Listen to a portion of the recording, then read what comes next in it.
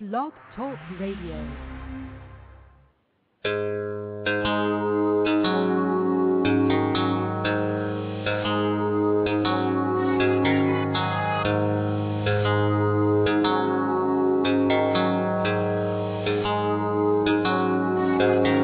What exactly would you say if your child looked up at you and asked you about God and if he exists and if he's true, and wondered what would happen when someone dies? Is there a heaven? And what about that man up on the cross? Am I forgiven? How exactly would you answer those hopeful little lies when you're college educated and convinced it's all a lie?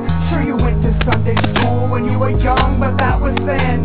You're above those simple thoughts now. The only God you know is man. Are you saddened and ashamed to tell this little soul that you don't believe in anything and have no reason and no hope? There's no heaven and no meaning. There's no purpose to our lives. Did you believe we're just evolved, random mutations come alive? You know better than an insect, son, and when you die, that's it. I've learned through education that good and bad just don't exist. It's all just evolution. It's survival of the fittest. And we can get you a prescription when your life becomes depressed. I'm sorry that I've crumbled all your hopes and all your dreams, but it's time you realize that life's not what it seems. Are you lost? Are you alone? Are you convinced that life does not make sense? Have you forgotten that God even exists? Have you replaced all that was real for a life of cannabis and created your own truth? A happy atheist. Are you lost? Are you alone? Are you convinced that life does not make sense? Have you forgotten that God even exists? Have you replaced all that was real for a life of cannabis and created your own truth? A happy atheist. You realize your answers could just shatter all these dreams and everything that ever mattered to this precious little being who had belief in certain peace and received that inner voice inside his conscience, and his conscious mind believed, and it sickens you to think because you've been driven by your ego and your greed, and he sees that you don't practice what you preach. You've lost your dignity and you succeeded in destroying all beliefs and defeated all his real hopes and dreams. They might never be retrieved, and the flame within his heart almost completely is extinguished, and the holes within his soul are filled with mimics, and the message of God's grace within his mind has been diminished, because the answers that you gave him took a piece of his existence, and the power of your words were unforeseen, and in that very moment you destroyed the very purpose of his being, and now he's lost and alone, and he's convinced that life does not make sense, and he's forgotten that God even exists. He's replaced all that was real for a life of counterfeits and created his own truth. A happy atheist. Are you lost? Are you alone? Are you convinced that life does not make sense? Have you forgotten that God even exists? Have you replaced all that was real for a life of counterfeits and created your own truth? A happy atheist. Are you lost? Are you alone? Are you convinced that life does not make sense? Have you forgotten that God even exists? Have you replaced all that was real for a life of counterfeits and created your own truth? A happy atheist.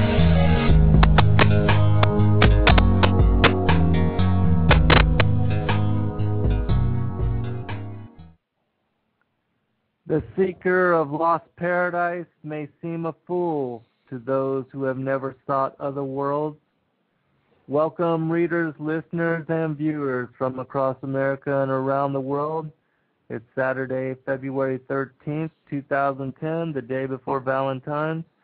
I'm your host, Zen Garcia, with FallenAngels.tv, and I have as co-host with me Kevin Unterberger, and we have a special guest, a friend from FallenAngels.tv, Jeff Dodd, who has recently made me aware of a possible false flag terrorist event with connections and links to the Winter Olympics in Vancouver. And before, this also ties in with the protocols of the Learned Elders of Zion, because that is the MO of the global elite. It's one of the ways that they do work, is they propagate their own terrorist events against their own people, central governments do against their own people, in order to spur massive budgets for security, but also to extend the agenda of oppression and the stripping of civil liberties away from people that consider themselves to be free in the world. But we do have Jeff and Kevin on with us, and I'm going to bring both of them on board here in just a minute, and Jeff is going to give us further detail on this. But for those that don't know about government-sponsored terror, it's been ongoing. The first official documents of government-sponsored terror that I know about are the Operation Northwood documents, which are linked to General Lemonster and the Joint Chiefs of Staff, and their planned use of terror here in the United States as a pretext to blame it on Cuba so that they could then invade and take over that country. And so I do invite people to look into that historical context. But let's go ahead and bring on our guest host and co-host, Kevin Unterberger. Kev, would you like to say hello to the listening audience? Yeah, Shabbat Shalom to everybody once again here. I'm looking forward to the show we're about to bring forth, and I'm glad to have Brother Jeff with us here today. It always makes me feel great when we have people that are on your site and other sites that have been awakened by the Lord and are here to participate and speak their piece too. I think the Lord is working all of us to who are awake here in these end times to notice the pattern and the game plan that's being laid out before us. And I'm just glad to have Brother Jeff with us here today, and I'm always happy to be with you, Zen, because we always bring forth things that folks aren't really thinking about a lot of times here, busy with their everyday doings in their life, just to stay above board and function as people on the planet. But I'm just blessed to be here, and I thank you very much for having me once again, Zen. Well, it's always an honor to have you join us. Kevin, you always bring so much to the show, and I look forward to going into the protocols as well. But let's go ahead and bring Jeff on and get you to clue us into, because many people know the Olympics, the Winter Olympics officially started last night, and Jeff clued me in on this about a week ago, and so I thought this would be perfect timing for him to bring out this revelation. And it seems like more and more and more people are waking up to a lot of the things that we are talking about. And so, Jeff, introduce yourself to the listening audience, please. Hey, guys. This is Jeff, just a bondservant of the Lord Jesus Christ. Dead man walking, living sacrifice.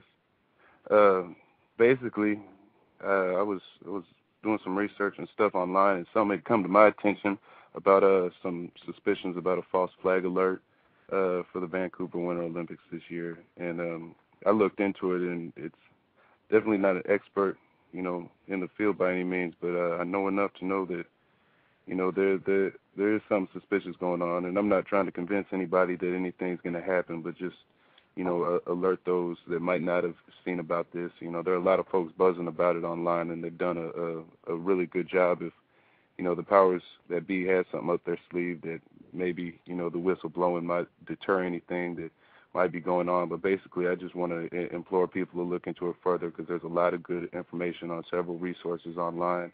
And most importantly, just pray for the Canadians, and I pray for the world, because it's the same diabolical plan that's threatening us all, and these are crazy times going on. But basically, what I've seen, there's a whole bunch of stuff, but I've seen three major things that are reoccurring throughout different resources, and one of them is a suspicious company, security company named Varent, and they were actually in charge of doing the camera security during the London Underground Transit bombing on 7/7/2005. And that day, miraculously, their state-of-the-art cameras just happened to malfunction, and they got no recording, no footage of the activity that went on during that day. It's also said that the camera systems were connected to the Madrid train bombings on March 11th of 2004, as well as the September 11th tragedy.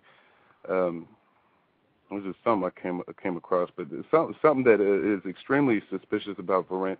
Their parent company is a company called Comverse, which is a company that originated in Israel and apparently has close ties with the CIA and Mossad intelligence operations over in Israel. And Comverse is in charge of a lot of the law enforcement's wiretapping and stuff devices here in America, supposedly. But they have Varent cameras installed at the Vancouver International Airport, the Montreal Transit System, as well as used by the United States and at the Canadian Border Control. And I don't know, that was one thing that just kind of jumped out at me. Something else that pretty suspicious is over the last several months, the members of Parliament, they've been working pretty diligently to resolve over 30 pieces of legislation. And the Prime Minister, Stephen Harper's, he seemed to hold that getting these legislations resolved was of utmost importance. And however, for some reason on December 30th, 2009, the Prime Minister had asked the Governor General to suspend or prorogue the Parliament until after the Olympics on March 3rd. Initially, the MP break was supposed to expire before the games on January 25th, but it got extended. What's really weird is now because of this prorogue or suspension, they're going to have to start all over at square one, losing all the hard work that they've been putting in to get these pieces of legislation passed that were originally of utmost importance, and now they're going to have to be reintroduced. And it doesn't seem to make any sense. It's leaving a lot of Canadians confused with many unanswered questions on why they would suspend Parliament now, and I think especially during an event like the Olympic Games that Parliament wouldn't be in operation. That seems kind of strange, and I don't know, it leaves me wondering what would happen if there was a quote-unquote terrorist attack, during the Olympics when they had a suspended Parliament. The government's saying that it needs extra time to outline the next part of its economic action plan. But that's all they're saying, and it seems like a lot of the Canadians aren't really buying that. And probably the most concerning part about this whole equation is in North Vancouver, it appears that 2 tons of ammonium nitrate has come up missing. Ammonium nitrate is what was used in the Oklahoma City bombing, and they seem to be putting that in the media up there a whole lot, saying that ammonium nitrate is something that terrorists use, and they seem to be putting a fear in the people up there of maybe a terrorist attack. I know that supposedly the United States officials had said that the Olympic Games could be a prime target for an Al-Qaeda attack, and that was in the news up there. But anyways, back to the ammonium nitrate. In the fall of 2009, a company called Kinder Morgan, it's a leading pipeline transportation and energy storage company, they received a shipment of 6,000 one-ton bags of ammonium nitrate. That was in fall of 2009 they received the shipment. But it wasn't until December 31st, 2009, which happens to be the day after Stephen Harper suspended the Parliament, coincidence maybe, I don't know, but it wasn't until December 31st that Kinder Morgan reported to the Royal Canadian Mounted Police, the RCMP, that the explosive chemicals were missing, like 2 months after the shipment. 1 week later, Kinder Morgan announced that they had found it. They blamed the mix-up on a clerical error, but after investigation, the RCMP stated that they were unable to confirm Kinder Morgan's conclusions. So, as far as I know, that there's still not a resolution on this, and there's still 2 tons of ammonium nitrate unaccounted for in North Vancouver, which is right where the Olympics is at. Something interesting about Kinder Morgan is that it's owned by some of the world's largest financial companies, 2 of them including Goldman Sachs and AIG, who are both corporate members of the Council on Foreign Relations, the CFR. another strange ties.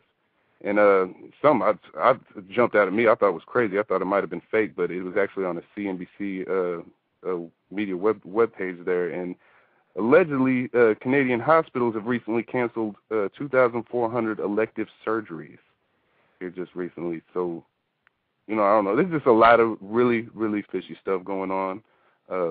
I pray nothing does happen.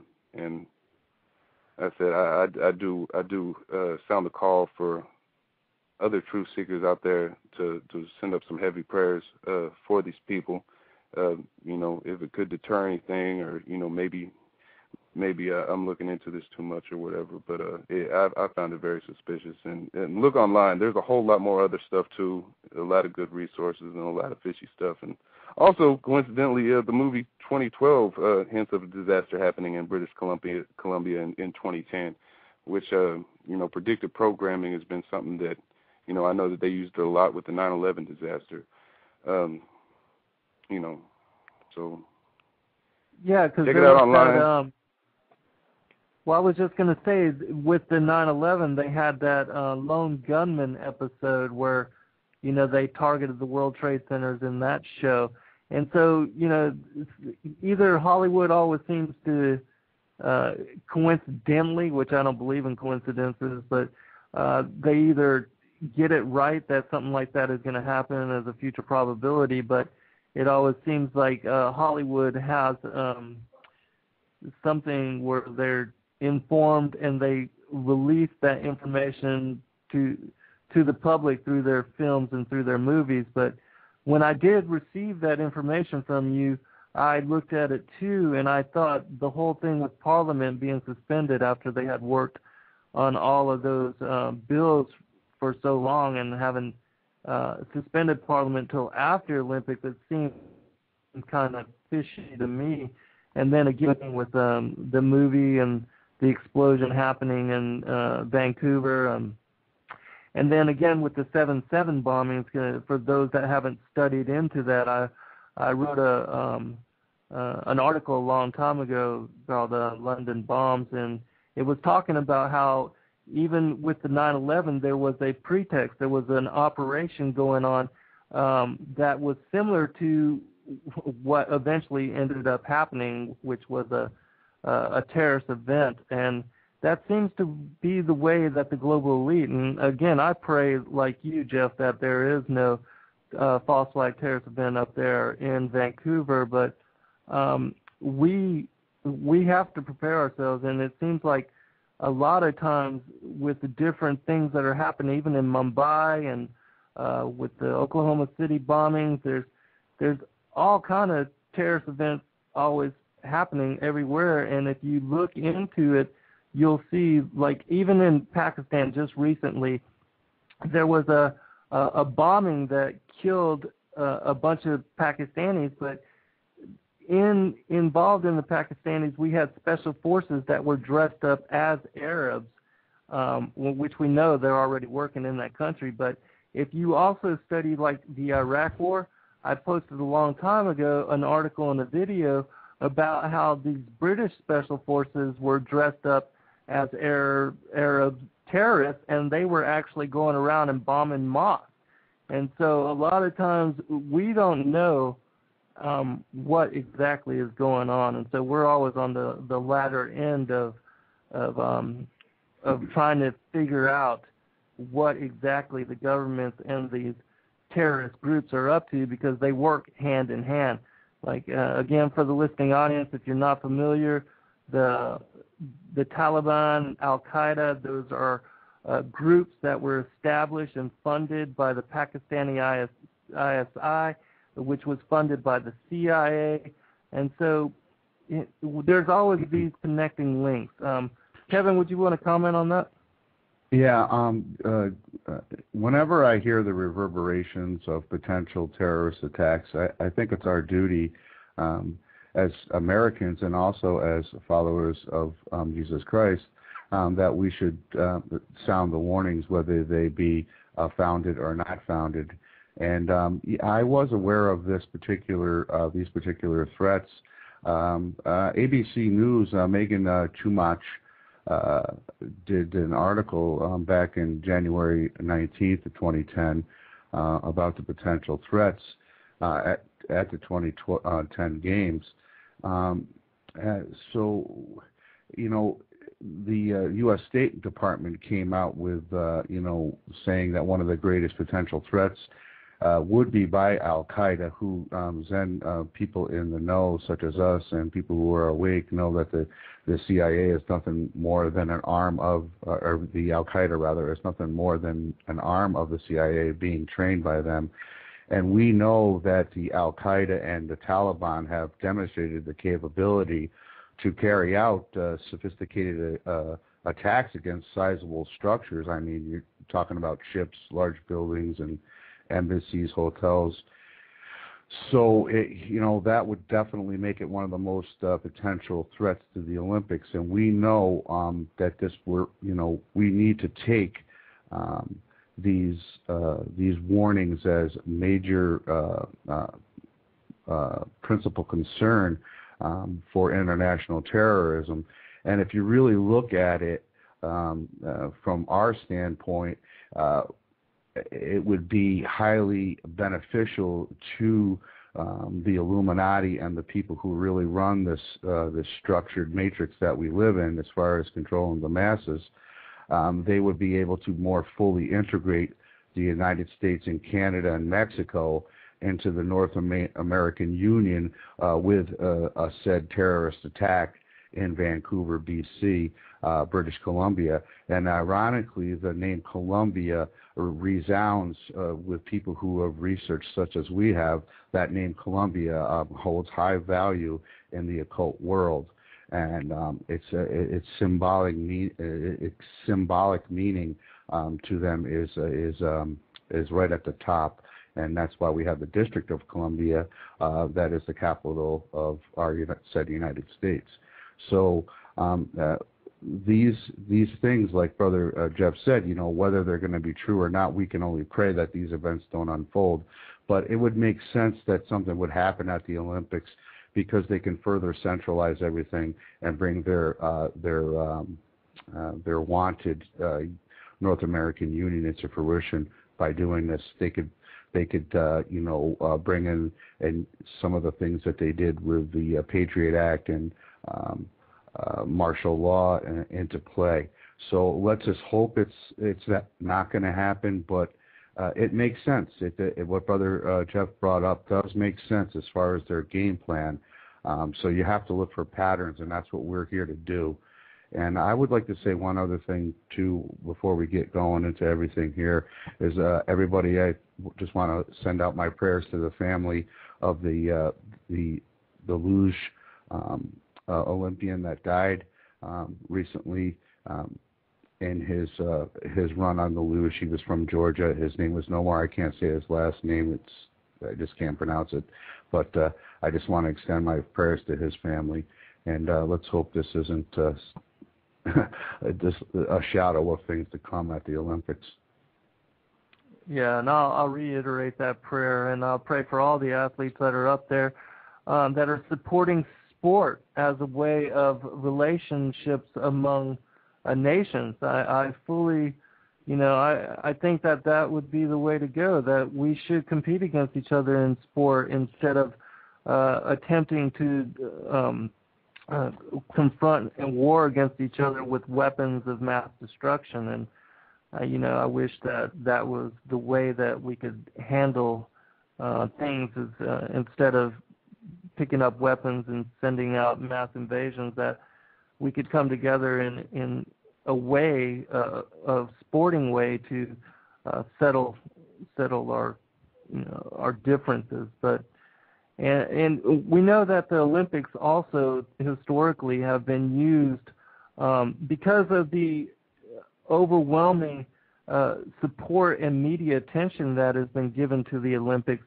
that when other terrorist events have happened, which have been also connected to the Olympics, that the world is focused on the Olympics, and that everybody is watching, and that if something were to happen, and again I pray that it doesn't, but if it were to happen, then every other Olympics from now until whenever is going to demand so much more as far as money budgeted for security. And we know that a lot of that money, that terrorist events are utilized by governments of the world, and especially the United Nations, which is this strong arm of the global elite, the world government that's being implemented right before our eyes, that they utilize terrorist events to increase massively the budgets for security, and then they use that security as a way to squash dissent and oppress people. Everywhere under the pretext of security, martial law and the prison state is being set up. The walls are being built around us, with us right here in the center. I mean, the walls are built up all around us, and cameras are put in all around us. We don't even know the kind of security measures that are going on out there. But I think it's interesting that just recently we've come out, the CIA chief here in the United States has come out with that the American president, or whichever president, has the right to assassinate U.S. citizens. And we already know that they're torturing people, and they're trying to set up this whole military tribunal system as a way to squash habeas corpus rights for not just terrorists, but for American citizens and just honest-to-goodness good people. And we know that the government is targeting people that are in the know, Christians, anybody that is woken up to the New World Order, environmentalists, anybody that is working to bring more awareness and knowledge to the public, terrorists by our government. Right. Well, I find it interesting. Kevin, you want to comment on that? I find it interesting. On that, and then let's move into this. Well, I just find it interesting that ammonium nitrate has come back into the picture, as Brother Jeff has made us aware of.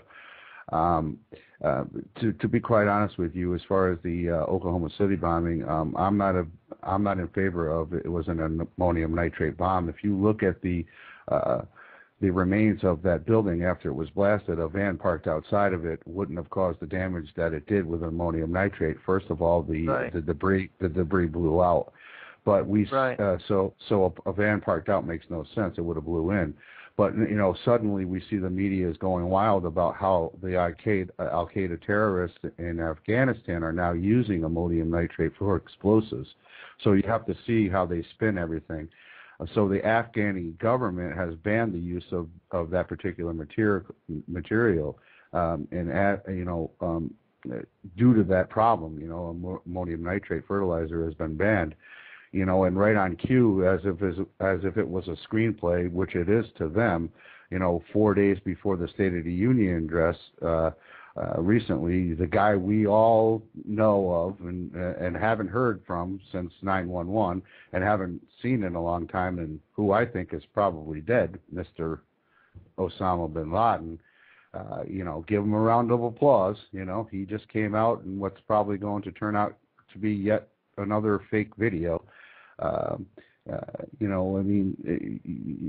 It's just unbelievable with the fake bombing attempt with the guy there that burned his genitals on Christmas Day.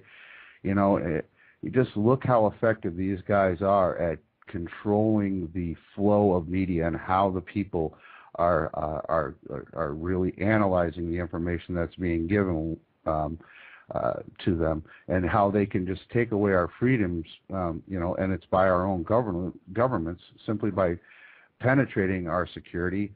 And, in the end, they're only hurting themselves in the process. I mean, how clever are these guys? We're onto them. They've got to know we're onto them. So I just don't understand what they're thinking. But they're so deluded in their power lust that I think that, as the Lord told us, we'll be able to see them for the colors that they bear. I want to make a comment on what's going on in the chat room. There's a conversation between S. Dolls STG, and Dream Master. And it's basically, I want to make the disclaimer before we go into the protocols of the learned elders of Zion, because I want to, in bringing out this text, know, the listening audience, I want you to know that we are not pointing the finger at any particular religion, any group of individuals. As they're talking about in the chat room, there are radical Muslims, there's radical Christians, radical Jews, there's radical different types of individuals. And we assert that all of those different radical groups are united as the synagogue of Satan, as the eye at the top of the pyramid, and that the Illuminati utilize every gender, every race, every creed as part of their plan. And so, again, we are not pointing the finger at any particular person, group, or religion. And for STG, who says the protocol text has been established as a forgery, maybe so. I'm not going to comment on that. I don't know. I think that if you study the protocols, that they fit in with everything that is going on right now, and how a document, even if it was a forgery and was published hundreds of years ago, how it could forecast what is happening today, whether it's a forgery or not. Somebody was in the know, and somebody, whoever wrote it and however it got to us, I find it very relevant for explaining the events of what's going on in modern day times. And so let's go ahead and go into the protocols of the Learned Elders of Zion, because I know we're running out of time. But the first show we were able to cover the protocols 1 through 4, and so we're gonna go into protocol number 5, and I'm actually with the fourth protocol, which says masses led by lies. And in reading this, I'll get both Jeff and Kevin to comment on this, because it's relevant. It's relevant for what's going on in the world, and for those people, whether you believe it's a forgery or not, if you just research it, study it for yourself, allow your own discernment to tell you whether it is or not. The things that are talked about in this, like the occult technology of power, are very relevant for what's going on in the world today as we are moving towards world government, which this article, these protocols talk of specifically in many, many ways. But anyways, going into the fifth protocol, part 4. Moreover, the art of directing masses and individuals by means of cleverly manipulated theory and verbiage, by regulations of life in common and all sorts of other quirks, in all which the Goyim understand. Again, the Goyim are the Gentile nations, according to this particular document, understand nothing, belongs likewise to the specialists of our administrative brain, reared on analysis, observation, on delicacies of fine calculation. In this species of skill we have no rivals, any more than we have either in the drawing up of plans of political actions and solidarity. In this respect, the Jesuits alone might have compared with us, but we have contrived to discredit them in the eyes of the unthinking mob as an overt organization, while we ourselves all the while have kept our secret organization in the shade.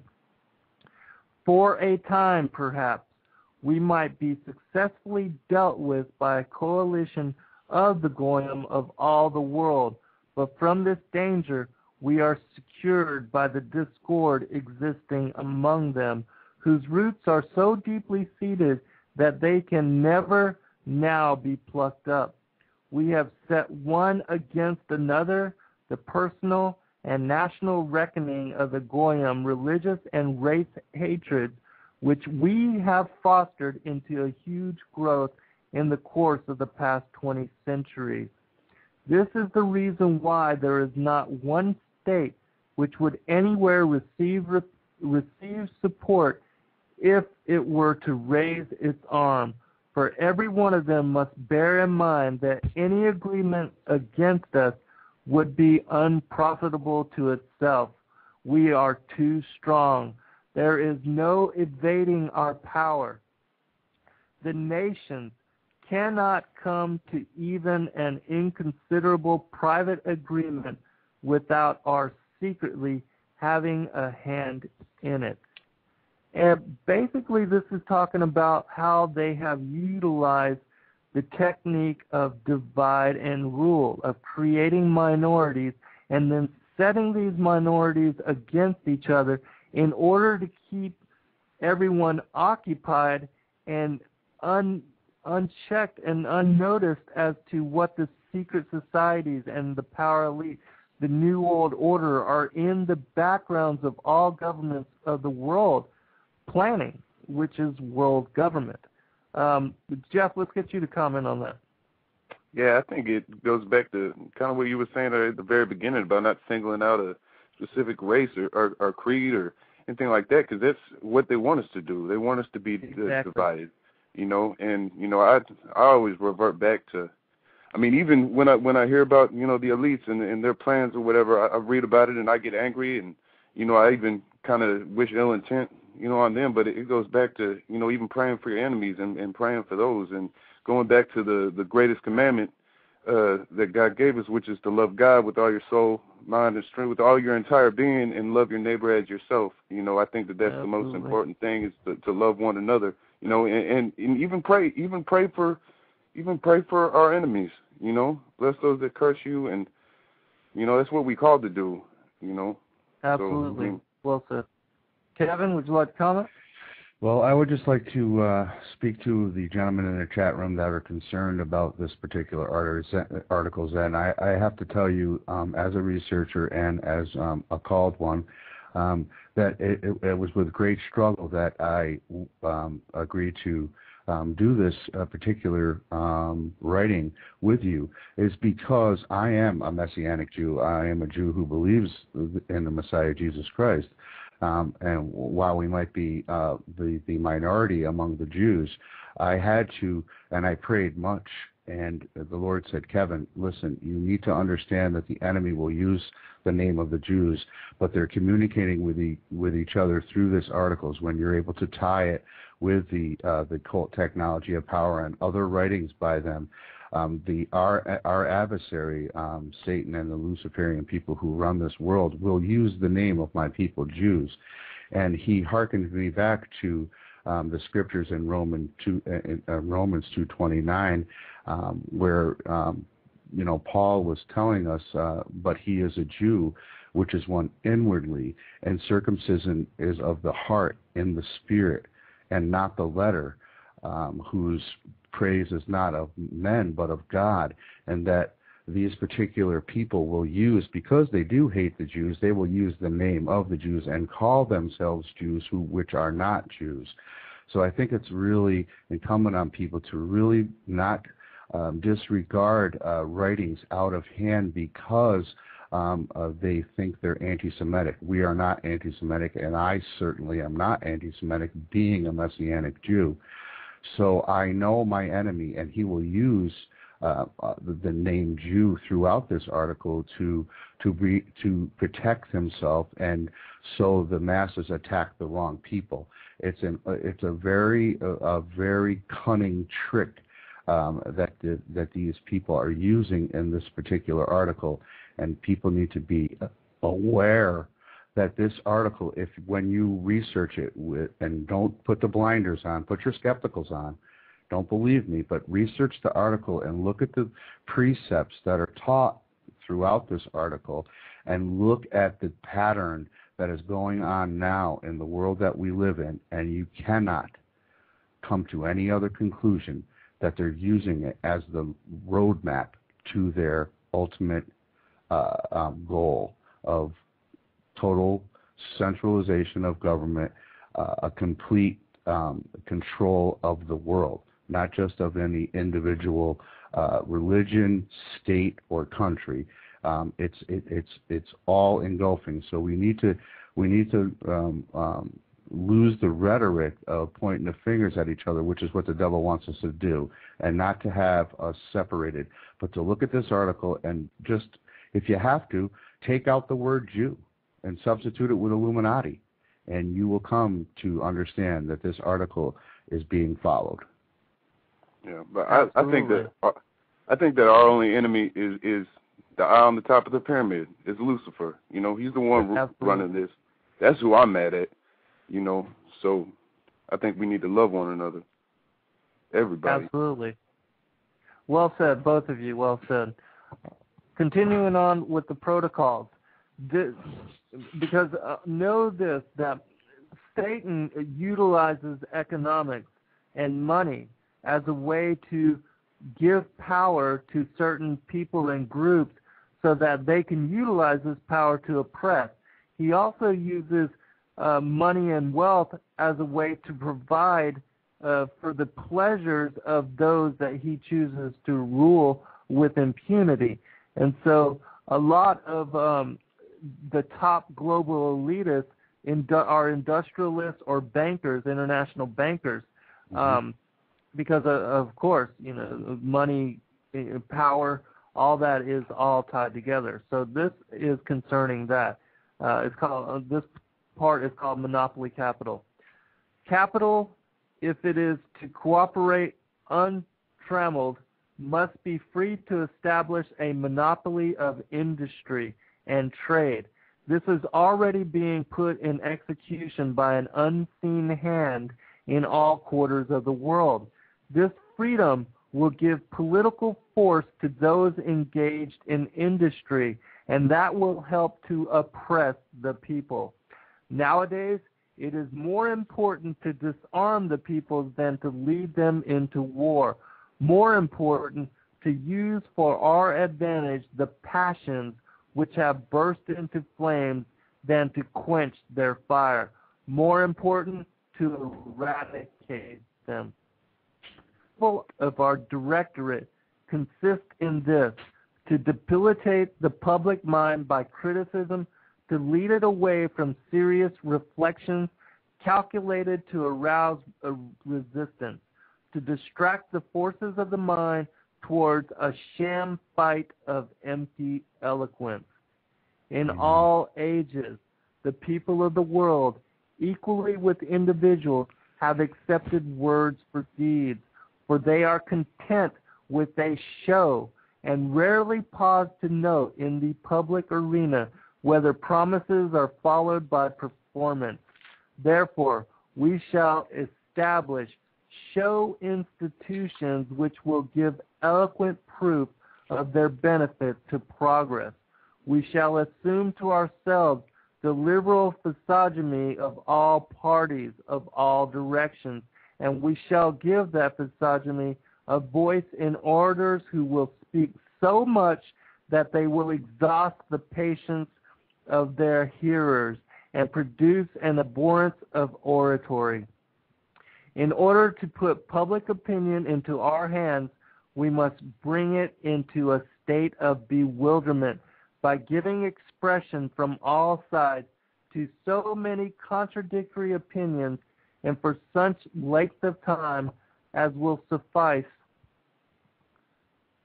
to make the goyim lose their heads in the labyrinth and come to see that the best thing is to have no opinion of any kind in matters political, which it is not given to the public to understand, because they are understood only by him who guides the public. This is the first secret. And basically, it's what we see in all manners of political arena all across the world. There's so much dialogue and so much conversation that people, the public, that is so busy just trying to survive in this crazy world where economics rules all things, they have no time to make sense of all of it. It's like even this whole healthcare debate. There's so much to it that people don't even try to understand it, aren't even willing to try to comprehend what's going on in the arena of politics. And we know even with politics and the whole debating system, the way elections are run, it's all just a show. It's like the Kentucky Derby. You have the rich elite who own all the horses and parade all the horses out there for us to either buy our tickets on or vote on or whatever you want to do. But it's all just a show. Whichever person, even if the horse won the race or the president gets elected, they are just puppets on a string. They are owned by the political elite. All this is just a big game, more or less. Kev, would you like to comment on this, and then we'll get Jeff to comment? Yeah, it's a very sad commentary, and there was a fellow, God rest his soul, his name was William Cooper, who did a masterful piece called "The Mysteries of Babylon," and in it he goes through the start of time to the end of time, and I believe he was a believer in Jesus Christ himself. But we need to follow the money, and if you look today. We've come to the time where we can wage war based not on approval of our Congress or by our government, but by the President of the United States.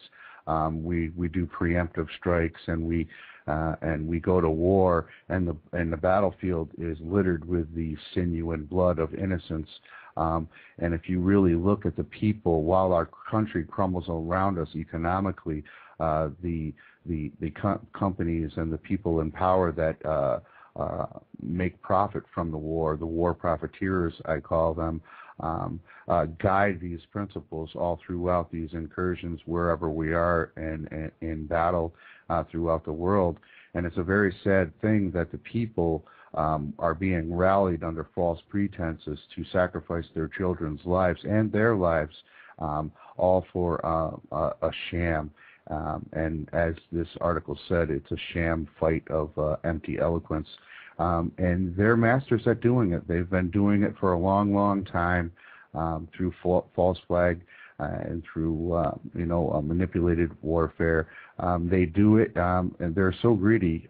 It's not hard to find the devil in the details. You just really have to find the money. They're so consumed with the power and the profits they make. So for people not to be able to see this, it really makes my heart heavy when I try to explain this to people, because they really want to believe that they're supporting something that is the right and that is good. And it's just a very, very sad situation that we find ourselves in. But I think a lot of people are starting to wake up, and so what we're doing here is not fruitless. And I tell you, the further we get into these protocols, it's going to be hard for people to ignore what these precepts are propagating upon the masses.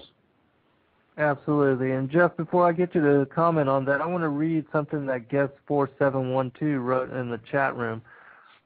He typed out, "The powers that be have taught us to believe so many things that aren't true. Why do we think they honestly would teach us about Jesus Christ?" Would you care to comment on that, Jeff? Oh, man, I don't think that it's a mystery. I mean, that, to me, it's just confirmation how they trying to keep us separated from Christ, or what we serving is really real. I mean, all the different strategic snares and enslaving, traps that Satan has placed in our past to keep us buried underneath all this stuff and serving money and this and that. Like, I really understand now why the Bible say, "Do not love anything in this world, or he who loves his life will lose it." You can't serve two masters. You can't serve the things of this world and serve Christ at the same time. We need to be spiritual and heavenly minded, because this world gonna pass away. It's crazy. I mean, Satan been doing this for 6,000 something years.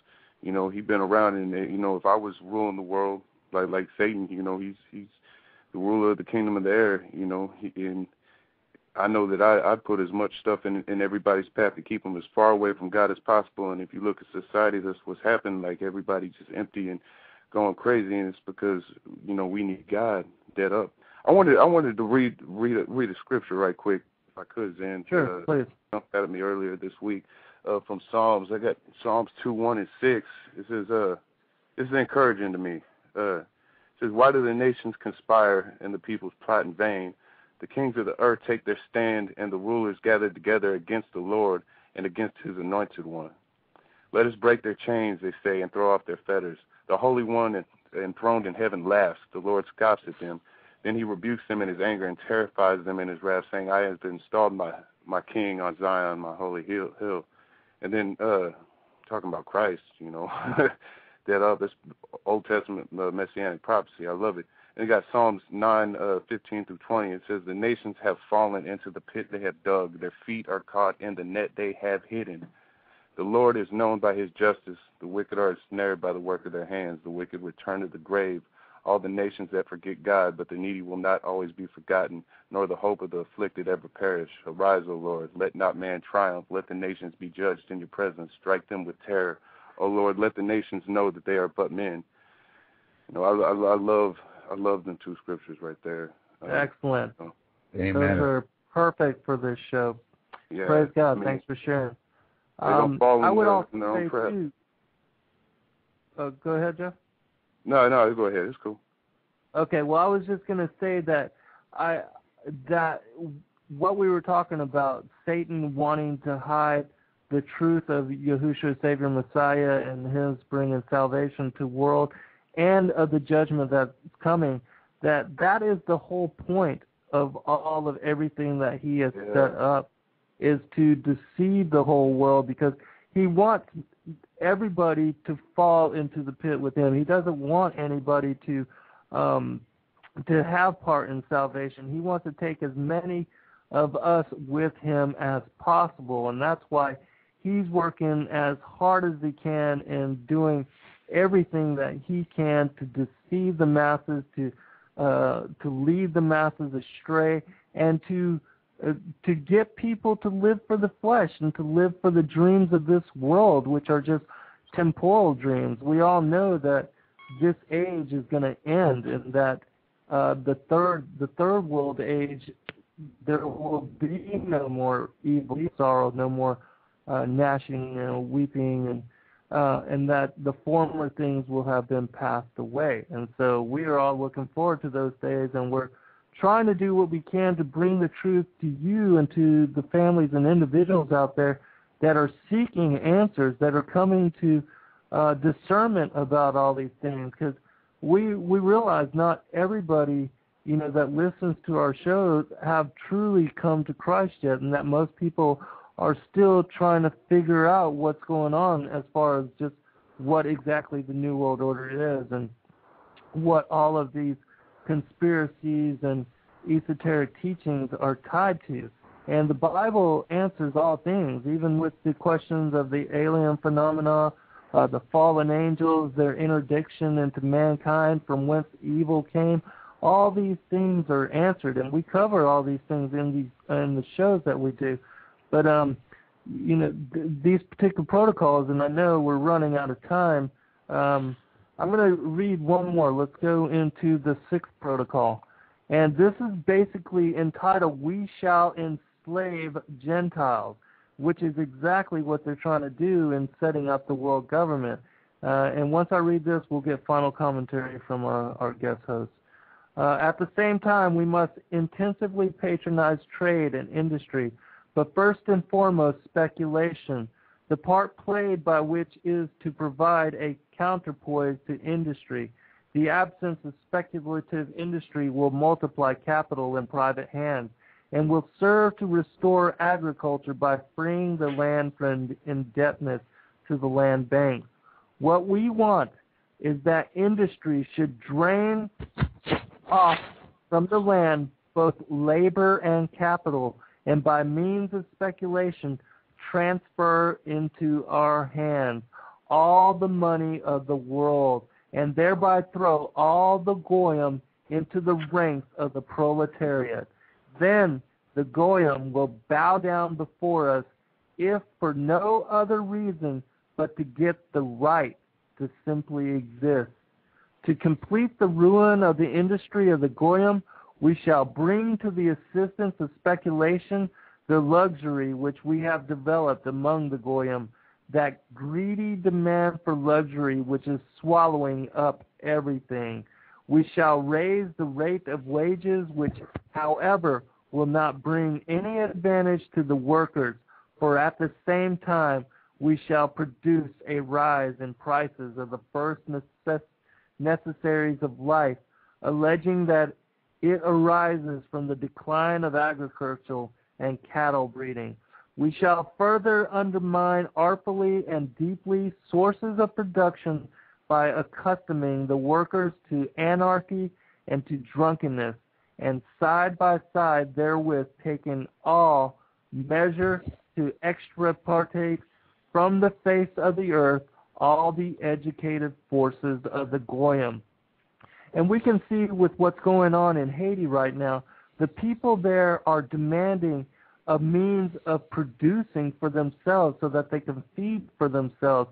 But with the neoliberal policies that have been put into place and the advancements of free trade, they're getting cheap industrialized goods from other parts of the world dumped on them so that their farmers cannot even make a decent living. And that's how the world is being enslaved, through free trade and globalization as we march towards world government. Commentary from Kevin, and then we'll go to Jeff. Well, there we see it. You know, they're creating a illusion, guys, that is so vast that it pretty much escapes our perception. And you know, us guys who see it, you know, we're thought of as insane. You know, they create these separate fronts to prevent us from seeing the connection between them, and you know, they behave as they're not connected to that illusion. And you know, their goal is accomplished, and as we're seeing, one drop at a time, so they never bring suspicion, to themselves, and they prevent us from seeing the changes as they occur. They always stand, above that field of recognition. So they keep their secrets absolute. And as far as Haiti's concerned, you can give a man fish, but you can't teach him to fish. It doesn't help anything. We're just putting a Band-Aid on him. The people of Haiti don't want our goods. They want to be able to self-sustain, which is not their goal. They can't control them if they become self-sufficient. Absolutely. Jeff, commentary. We got 3 minutes. Yeah, man. All this stuff is in the book. All this stuff is in the book, and I just get, I don't know, it's a sad state of affairs, but at the same time, I get really excited seeing it all come to pass, man, because I know what's behind it all. It's a glorious return of our Lord Yeshua, and I can't wait to see him. I can't wait to see him. There is deliverance, it could be discouraging, all this stuff, and I know a lot of folks, they might come to a conclusion of the truth. Once you break that veil, it's not, necessarily a pretty sight, and that could be a snare in itself. But, I just encourage everybody to get in the Word and repent seriously. And I think that that's the most important thing. Repent and turn from self-service and start serving others and set yourself free. There's freedom in the spirit. And, the Lord has given us hope. That's our only hope. That is our only hope is the freedom of Jesus Christ, So, it saddens me a lot of the time seeing all this, but at the same time, I'm very encouraged because it's all prophetic. It's all in the book. It's been being told for a long time. And I can't wait to make it home, y'all. Yes, I'm with you, brother. And I reiterate the prayers for the people of Haiti and for the people of the world, and I ask you the same, that you repent and get right with He who can protect you in the times that are coming and who can provide salvation for your soul and really give you the kind of rest that we as a world are truly, truly looking for. And with that, I pray for all of you. Thank you, everyone in the chat room, for joining us and for giving us your ears and your time. We value your patronage, and until next week, we'll pick up with protocol number 7. I give thanks for all things and for the discernment that the Lord has allowed all of us to share. Please come to our website, www.fallenangels.tv. Join us for dialogue. There are featured right now the 2 videos that Jeff posted about the possible false flag terrorist event in Vancouver. And so until next week, God bless, and everybody be safe and pray for the world. Take care, fellas. We'll talk to you next week. Later. God bless. Peace.